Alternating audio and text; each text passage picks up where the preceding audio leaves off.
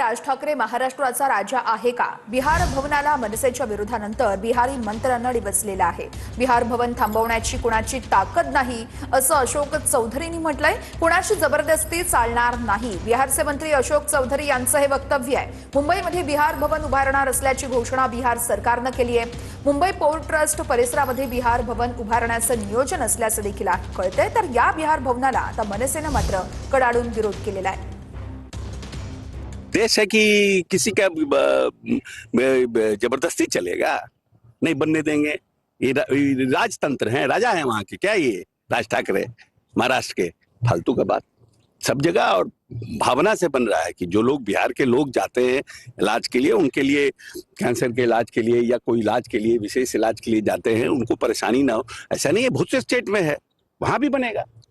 किसी की ताकद नाही आहे की रोक दे। आधी स्वतःचं राज्य नीट करावं, म्हणजे त्यांच्या राज्यातली लोक ही इतर राज्यात जाणार नाहीत आणि स्वतःचं राज्य नीट करायचं नाही, ते कर्जबाजारी करून ठेवायचं। इतर राज्यात लोक जातात, त्यापेक्षा त्यांनी स्वतःचं राज्य जर चांगलं केलं तर मला वाटतं त्याही लोकांना आनंद होईल आणि ती लोक त्यांच्या राज्यात सुखाने नांदतील आणि महाराष्ट्रातही मराठी लोकांना काम चांगलं मिळेल। त्यामुळे फक्त तोंड दिलंय म्हणून वाटेल ते बोलायचं एवढंच करू नये। इथे नोकरी करण्याची मानसिकता नाहीये, गुलाबराव पाटील यांचं हे वक्तव्य आहे। बिहारी माणूस पोट भरण्यासाठी इथे येतो, मग त्यांच्यावर टीका कशाला? तरुणांना राग आला तरी चालेल, कारण आता 4 वर्षांनी निवडणूक आहेत असं वक्तव्य गुलाबराव पाटील यांनी केलंय। तर सत्तेच्या लाचारीसाठी मराठी माणसाला दुय्यम समजू नका असं मनसेचे अविनाश अभ्यंकर म्हणतायत। 3000 लोक कामाला लागणार आहे, 1000 पोरं लावले, 800 पळून गेले। नोकऱ्या पाहिजे, नोकऱ्या पाहिजे, नोकऱ्या आहे, करणारा मानसिकता नाहीये। बिहारचा माणूस इथं पोट भरतोय, बिहारीवर आपण टीका करतो। कशावर टीका करताय? तुमच्या मराठी माणसाला बीकॉम झाला ना, शेतीचा ना, वावराचा ना, घरचा ना, शेती नोकरीचा, नोकरी नाही तर छोकरी नाही, ही प्रॉब्लेम आहे। आणि वरतून म्हणायचं की काम नाही, काम आहे। कोण म्हणतं काम नाही?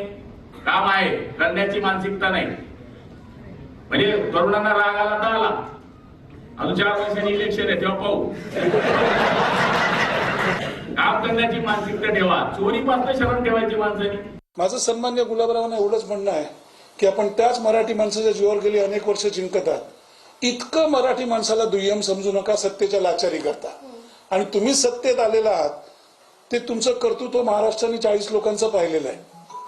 माझी सन्माननीय उपमुख्यमंत्री श्री शिंदे यांना विनंती आहे की त्यांनी योग्य वेळी यामध्ये लक्ष घालावं।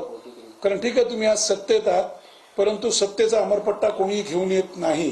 तुम्ही जर मराठी माणसाला दुय्यम दर्जा द्यायचा प्रयत्न केला किंवा मराठी मुलं काम करत नाही असं जर म्हणालात तर याचे परिणाम हे तुम्हाला नक्की महाराष्ट्रातील जनता दाखवल्याशिवाय